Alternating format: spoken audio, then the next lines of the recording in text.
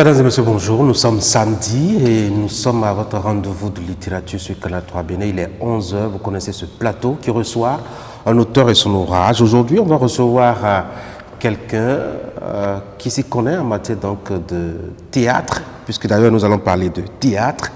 Le titre de cet ouvrage, c'est La tragédie du roi Césaire, pardon.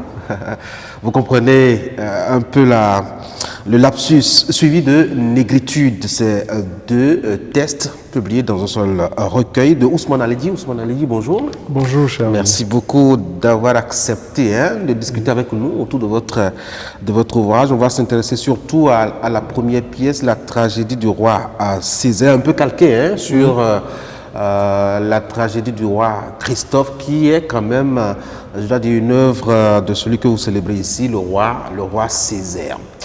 Alors, les deux pièces sont pratiquement faciles à mettre côte à côte. Quand on voit un peu le contenu, le déroulement surtout, et puis la fin, c'est un homme, chef d'État, qui a une vision, qui veut aller très vite, qui veut mener son peuple à une hauteur de civilisation donnée parce qu'il estime qu'ils sont en retard, mais qui reste enfermé dans sa vision et sourd peut-être aux pleurs, aux difficultés de ce peuple-là et qui finit par se perdre dans sa vision. On a l'impression que les hommes de vision, ils sont toujours seuls dans leur monde et ils finissent toujours seuls, comme Christophe, comme Césaire. Comme Césaire. Merci beaucoup, oui, vous avez raison. Tu as raison. Aimé Césaire, me semble-t-il, s'il n'est pas le précurseur d'un panafricanisme intellectuel, il est l'un des porte-flambeaux, les premiers porte-flambeaux. Et c'est aussi cela, ce que j'appelle ensemencer. Ensemencer dans la mémoire des autres, dans le souvenir des autres. Et il n'y a pas que les bétons, pour dire les choses crûment. Et donc, Césaire, Léon Gontran Damas avec lui, un peu plus tard, Léopold Sédar Senghor et d'autres, ils ont été comme des porte-flambeaux d'une cause africaine qui, à l'époque, était, comme qui dirait, marginale, rangée, on les traitait de communistes. D'ailleurs, Césaire, pendant longtemps, a dû se réclamer communiste pour qu'on lui colle la paix. Et c'est beaucoup plus tard que les Africains, on va dire, les intellectuels africains sont rentrés dans le jeu. Et ce n'est pas pour rien qu'on lui a fait le sort qui a été le sien, c'est-à-dire isolé totalement. Il me semble que sa famille, après, a cédé sur... après sa mort, pour qu'on l'amène au Panthéon, ou en tout cas que le système lui reconnaisse tout le mérite intellectuel, parce que même dans la résistance, il montrait, entre guillemets, que la métropole, donc la France civilisatrice, permettait quand même aux gens d'émettre des points de vue, la liberté d'expression, puisque lui n'était pas d'accord et qu'il avait l'espace pour l'exprimer, voilà. Et donc, tout cela aujourd'hui, qu'on le veuille ou pas, a participé de la grandeur de l'esprit français. Et pour nous, au bénéfice de l'Afrique, je pense que ça a commencé à éveiller les consciences parce que, justement, les langues ont commencé à se délier et c'est arrivé jusqu'à nous. Quand on était jeune, moi, je lisais Césaire, mais vraiment, je ne comprenais pas grand-chose, mais je n'arrivais pas à m'en séparer. Tellement je sentais là-dedans que ce monsieur-là me parlait. Dans les détails, qu'est-ce qu'il me disait en réalité? C'était juste une phrase à laquelle je m'accrochais et à laquelle je m'accroche toujours jusqu'à aujourd'hui, c'est « l'heure de nous-mêmes a sonné ». Quelqu'un qui est allé à cet extrême-là pour revendiquer un soi-même dans un océan de mépris, c'est un monument, je pense. Une grande vision. Il a fini seul. Il a fini seul. Comme tous les grands hommes d'ailleurs, seul. Je lisais la pièce et j'ai pensé à un certain nombre de leaders, même de notre génération, qui sont ou de la génération précédente qui sont quand même isolés, qui se sont retrouvés seuls aux premières heures des indépendances en Afrique. On a vu quand même de jeunes gens qui rêvaient beaucoup pour le continent et qui sont partis ainsi. Est-ce qu'ils meurent de leurs propres idées ou ils meurent de force extérieure à eux-mêmes?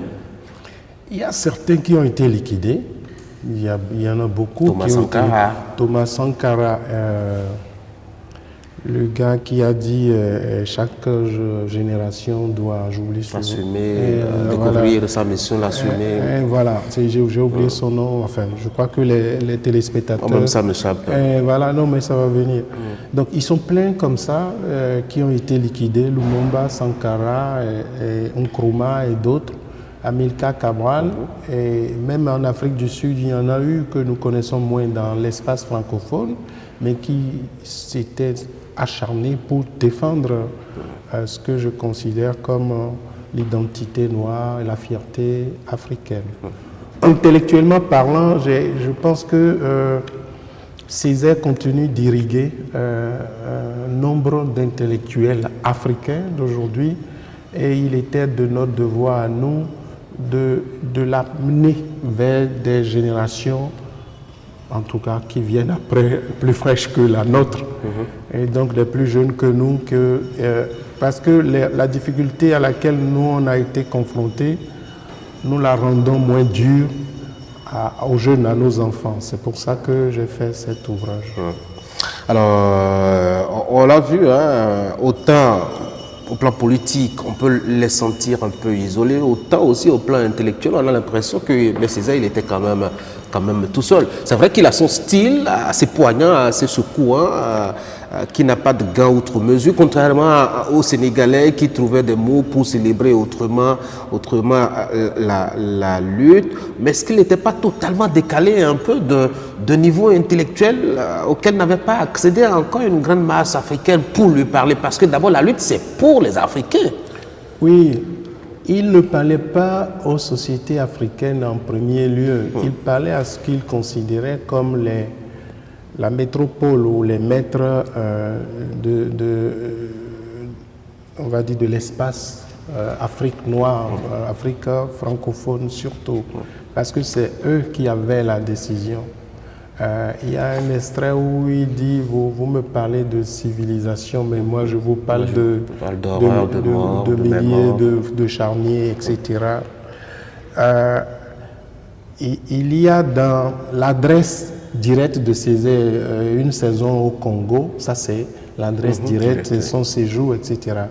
Mais dans la poésie, la poésie de Césaire, il a parlé de l'humain, un humain grand H, mais qui, à l'époque, était un humain, j'allais dire, dominateur, qui use de pouvoir, d'écrasement et qui écrasait sans ménagement.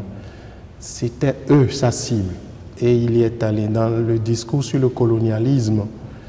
D'abord, le texte est un texte de premier degré. C'est le seul texte de Césaire où vous sentez qu'il les toise directement. D'ailleurs, ce n'est pas pour rien qu'il a mis comme titre discours. Mais de discours, il n'est pas question, ce n'était pas un discours, c'est un déversement. C'est un trop-plein que Césaire, à ce moment-là, a sorti. Je parlais donc justement du niveau intellectuel de ces Africains. On a toujours des leaders qui sont au perché devant des peuples qui ne comprennent pas toujours la lutte. Et même dans la pièce, il est toujours assez étonné qu'on veuille se reposer alors qu'on a autant de retard. Pourquoi est-ce qu'ils sont si déconnectés? Alors, le peuple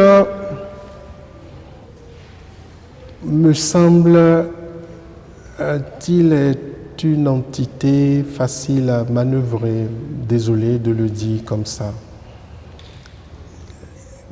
Les peuples qui collectivement prennent conscience, j'allais dire, de leurs responsabilités, agissent, se défendent et vont jusqu'au bout des résultats, obtiennent des résultats. Dans l'histoire du monde, il y en a très peu. C'est ça qu'on appelle des révolutions. Donc quand on regarde bien, il y a très peu de révolutions qui ont abouti, comme la Révolution française, au renversement de l'État. Donc, malheureusement, dans le peuple, il y a des strates, des espèces d'échelles où vous ne pouvez pas descendre. Une fois qu'on a passé soit cette étape, si on a la responsabilité, la conscience de la responsabilité et par devoir vis-à-vis on va dire, des moins chanceux que vous pouvez de temps en temps projeter du savoir-faire, de l'éveil de conscience dans ces peuples-là. Mais pour vous-même, redescendre est totalement impossible. On ne redescend pas de là. Vous finissez là et vous partez sous la terre, dans la tombe quelque part. Mais redescendre, c'est impossible. C'est au peuple donc de gravir les mêmes échelons que vous, les mêmes strates que vous, pour recevoir et pour se cultiver. Malheureusement, ceux qui gardent les peuples loin des écoles ou des lieux de savoir réels, ils savent pourquoi ils le font. Ils savent pourquoi ils le font. Ça leur permet en tout cas de maintenir le peuple dans une position. C'est pour ça qu'il dit, lorsqu'eau est dans le buisson, le mal nous serre la cheville, les talons, et pourtant mon peuple danse. Césaire, sa plaie, son drame, c'est de voir ce peuple en train de chanter, de danser, pendant que les comploteurs sont en train de sceller son sort. Se concentrer sur... Et il s'étonne de voir ce peuple-là. Il hurle, il gueule. Et quand il entend des bruits de tam-tam dans la nuit, il dit, mais nom de Dieu, mais on n'a que ça à faire. C'est tout cela qui rend compte finalement des deux extrêmes. On a d'un côté un monsieur haut perché qui supporte plus du tout d'être seul à voir le danger venir et qui passe son temps à dire, mais un pas, encore un pas, ne fléchissez pas, le combat est encore devant nous et nous devons gagner chaque pas. Il y va de sa vie, de son énergie, mais pourtant les gens ils font de la percussion la nuit, ils dansent et ils ne s'occupent pas de lui. Finalement, le mal triomphe, le dominateur prospère. Est-ce qu'il ne manque pas souvent aussi de stratégie ou peut-être de mots aussi? Quand je lis un peu les mots de Césaire, à l'endroit de son peuple, c'est parfois des qualificatifs qui ne sont pas très plaisants, des épithètes assez difficiles à supporter. On a l'impression que même si on est fâché, on peut trouver quand même le moyen d'éduquer son peuple, de l'amener au réveil auquel on l'appelle. Il le fait. Césaire tout le temps, même dans la mort, il dit, c'est illustratif de combien le monsieur là, il était engagé. On lui dit que son général est décédé au front, il dit, mais enterrez-le debout. Enterrez-le debout. C'est-à-dire qu'il est dans ce que nous appelons les paraboles ou les symboles, parce qu'il veut que le peuple voit que nous n'avons pas, même dans la mort, nous n'avons pas le droit de nous coucher. Le sol, notre ventre, notre front sur le sol, toucher la terre, ce n'est pas possible pour un homme qui a encore des combats à mener, qui doit rester digne jusqu'au bout. Même dans la mort, vous devez rester debout et digne. C'est aussi ça, éduquer le peuple.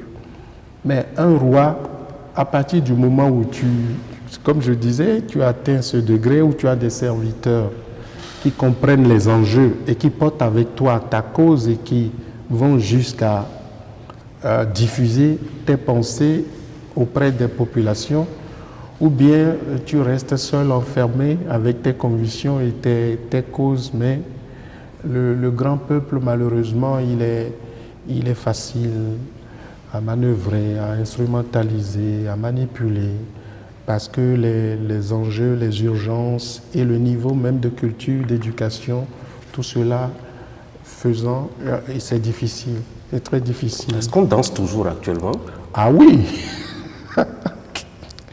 C'est comme si je m'attendais à cette question. Oui, absolument. Et malheureusement pour nous, oui. Et il n'y a pas que le peuple qui danse. Nous voyons même les gens au perché, comme vous dites. Nous, on a eu Césaire. Et donc le roi Christophe et des gens dignes, même en Afrique, il y en a eu, on a cité Lumumba, Sankara et d'autres. Mais malheureusement, ceux qui dansent et qui nous invitent le bas peuple à danser, ce sont les dirigeants. Quand je parlais de panafricanisme, pourquoi des personnes comme Kémy Séba, Nathalie Nyambe et d'autres ont du succès aujourd'hui? Parce qu'ils prennent la place laissée par des dirigeants africains. Ils ont compris, ces jeunes-là, ils ont compris les enjeux du monde nouveau, les vides qu'il y a dans l'esprit des Africains, de la jeune génération africaine, et ils vont là-dedans, ils vont remplir ces vides-là. Parce qu'eux, ils ne sont pas aussi enfermés dans les liens du pouvoir comme nos leaders. On peut voir toujours des gens illuminés, très inspirés, et dès lors qu'ils accèdent au pouvoir, ils deviennent tout le contraire de ce qu'ils ont prôné et qu'ils ont défendu. Macky Sall, avec tout ce qui s'est passé après, on a vu bien d'autres. Bien sûr. Malheureusement pour nous, c'est ça. C'est les plus gros, les plus grands danseurs. Et ils veulent contaminer leur peuple avec cet esprit, cette culture de facilité, de soumission, d'aplatissement devant les mêmes colons ou les mêmes qui nous torturent, qui prédatent nos sociétés, nos terres depuis plusieurs générations déjà.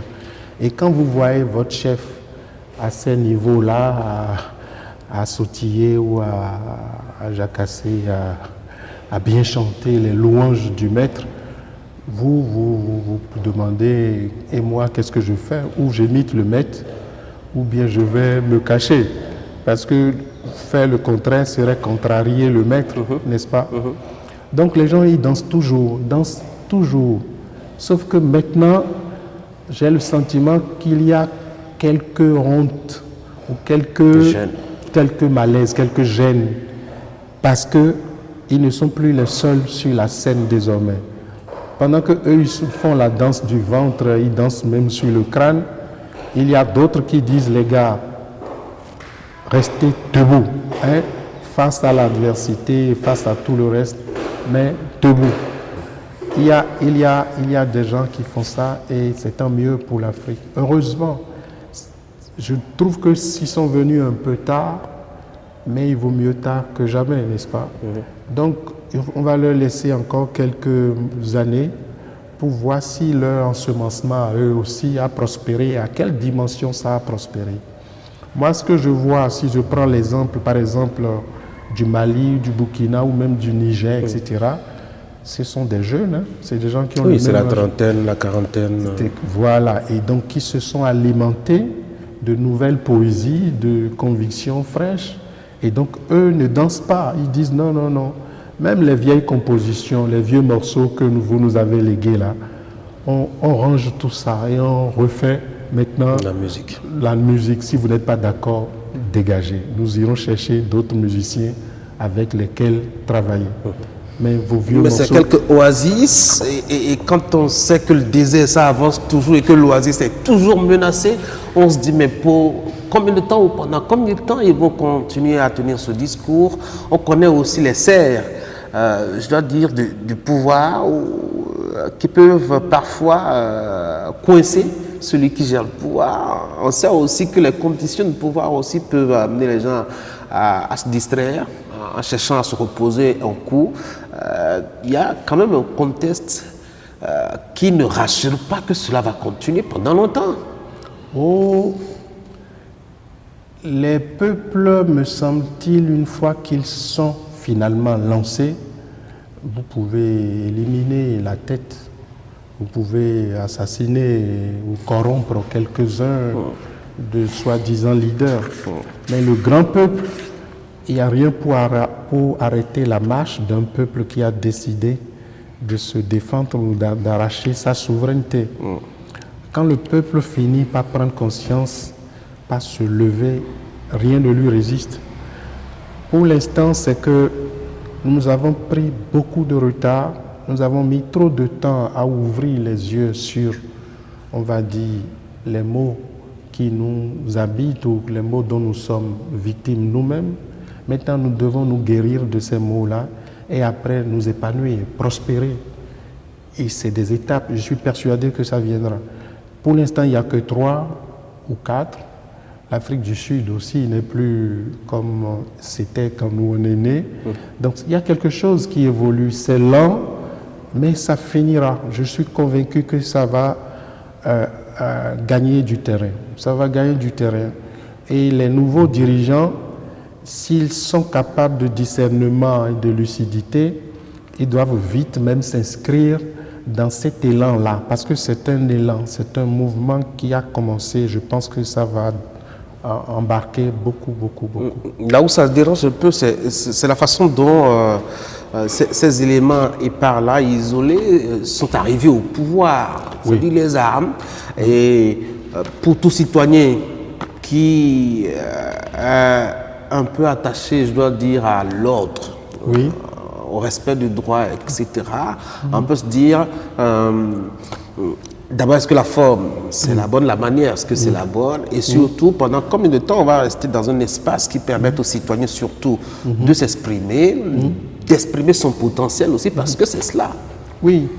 Alors, il y a malheureusement le cas nigérien, pour nommer les choses, qui est venu un peu comme pour ternir ou pour créer la confusion dans les procédés par lesquels les 2 autres pays, le Mali et le Burkina, ont atteint le niveau qui est le leur aujourd'hui. Le Mali, c'est d'abord le peuple qui s'est soulevé, qui est allé dans la rue. Dans un premier temps, le gouvernement IBK a ordonné qu'on aille les réprimer avec des exagérations, puisqu'il y a eu des blessés et peut-être même des morts. Et une deuxième fois, on invite encore l'armée à sortir pour aller réprimer encore les populations. C'est là où l'armée a dit, mais non, nous sommes des enfants de ces populations-là ou de ce peuple-là. Donc l'armée malienne a pris le parti du peuple qui était dans la rue. Donc ce n'était pas un coup d'État comme les gens ont essayé ou essayent de le faire passer. Après, je pense que ce régime-là, malien, et le cas burkinabé est similaire. C'est le peuple qui est d'abord allé, qui a chassé, et puis après, c'est... Donc ces 2 cas-là connaîtront un moment, on va dire, de flottement, mais aussi un moment de mûrissement. Et après, comme je disais, ils vont franchir l'étape, ça va finir par commencer par s'épanouir. Le cas nigérien, c'est un autre cas qu'il faut, de mon point de vue, condamner sans ménagement, sur le principe que un coup d'État est un coup d'État. Le renversement de l'ordre établi n'est pas une bonne chose, ce n'est pas à souhaiter. Cependant, le système qu'on a renversé est tout aussi indéfendable, sinon beaucoup plus indéfendable encore que le principe que nous condamnons aujourd'hui. Donc, à quelque chose malheur, bon, moi j'applaudis ce qui se passe là. Et derrière maintenant ces militaires qui vous voyez, c'est le peuple. Ce n'est pas les militaires qui ont chassé la base française au Niger, c'est le peuple nigérien qui a fait ça. Donc, je vous parlais de Césaire est en train de triompher.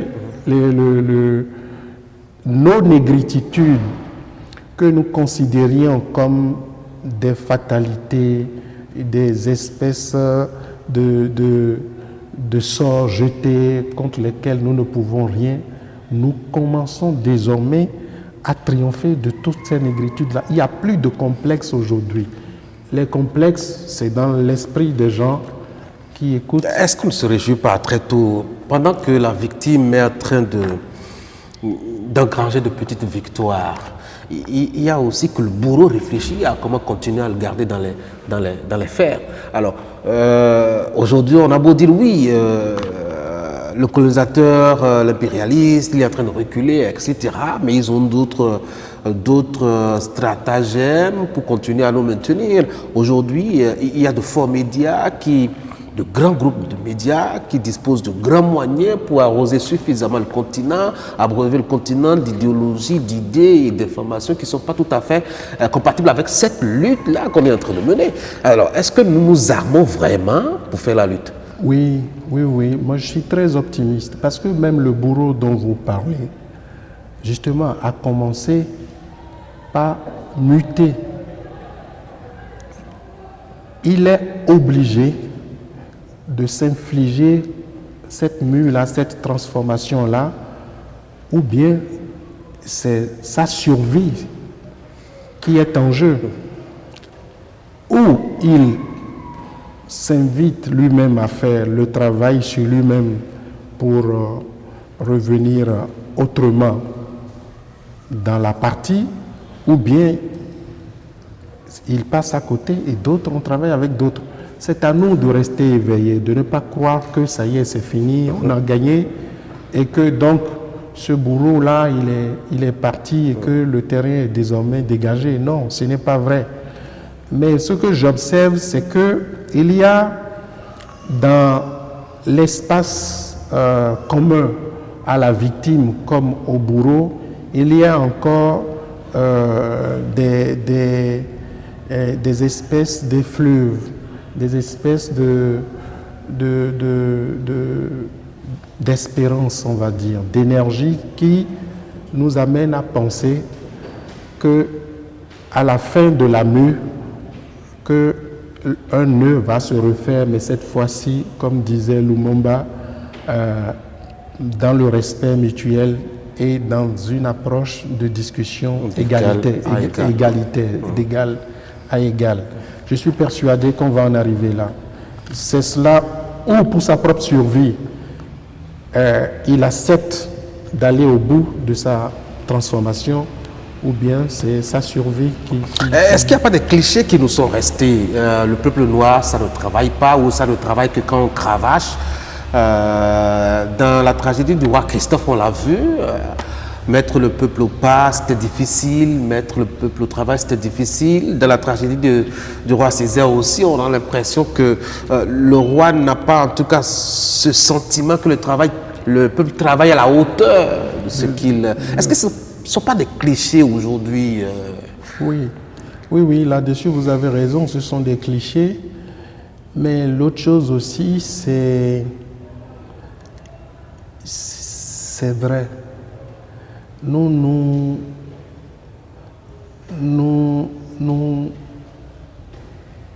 comme qui dirait, nous nous contentons trop facilement de trop peu et nous applaudissons trop facilement le peu d'efforts.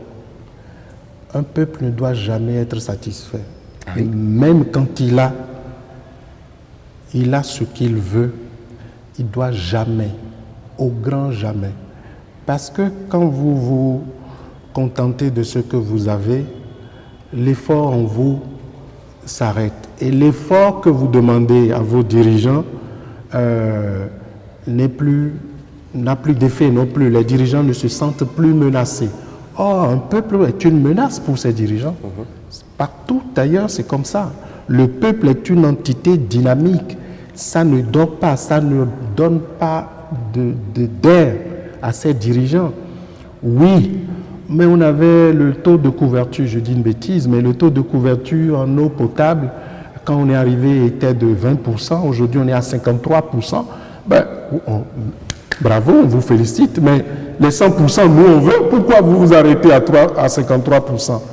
Ah bon, mais quand même, il dit oui, c'est bon, mais on ne va pas s'arrêter à 53%, aller à 100%. Quel est le taux de scolarisation dans le pays? On est autour de 20%. Mais nom de Dieu, vous êtes trop en retard pour un pays qui veut s'émanciper, qui veut que ses enfants puissent... Nous voulons que d'ici la fin de l'année, le peuple est exigeant. Il a soif, il a faim, il demande. Tout le temps. Tant qu'il y a des dirigeants, et le devoir des dirigeants, la responsabilité des dirigeants, c'est d'œuvrer pour le mieux-être de ce peuple-là. Quand ils sont fatigués, ils déposent le tablier, ils vont dormir à la maison. Ou bien ils disent, le temps que vous m'avez donné est arrivé à terme, je vais faire autre chose. Mais le peuple africain, où il est compromis, où il abandonne, où il renonce, où il... d'une certaine façon, comme qui dirait l'attentisme d'un Dieu, d'une main divine qui viendra le sortir d'affaire. Les peuples qui... Moi, je donne l'exemple souvent du Cameroun. C'est parce que le Congo, Brazzaville ou bien le Gabon, ça c'est devenu déjà, comme qui dirait, banal.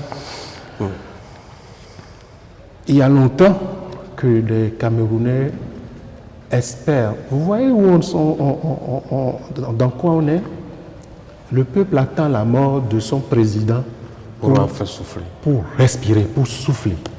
C'est immonde, c'est cruel, mais c'est aussi, pardonnez-moi l'expression, de mon point de vue, c'est lâche. Il est fatigué, trouvez le moyen de l'amener à aller se reposer. Moi, je ne dis pas d'aller lyncher quelqu'un.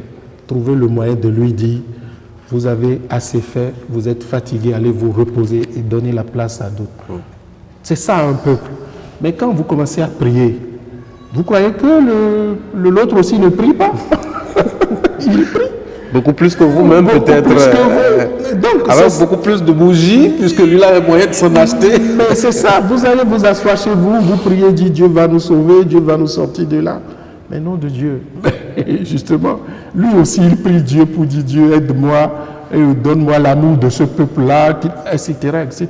Chacun fait ses prières, n'est-ce pas? Le peuple doit être exigeant, dynamique, actif. Le peuple, le vrai peuple est une menace perpétuelle pour un dirigeant qui est fatigué ou qui n'est pas à la hauteur de ses attentes. Ousmane Alidji, merci. Merci, c'est une belle chute. Mesdames et messieurs, c'est la fin de cette émission. Merci d'avoir été là. On a parlé de ce recueil de pièces de théâtre, la tragédie du roi Césaire et Négritude. Négritude qu'on n'aura pas du tout évoqué. En tout cas, merci beaucoup. Négritude, voilà, qu'on n'aura pas évoqué. Négritude. En tout cas, merci beaucoup d'avoir été des nôtres. Je vous souhaite de passer un très bon week-end. Merci beaucoup.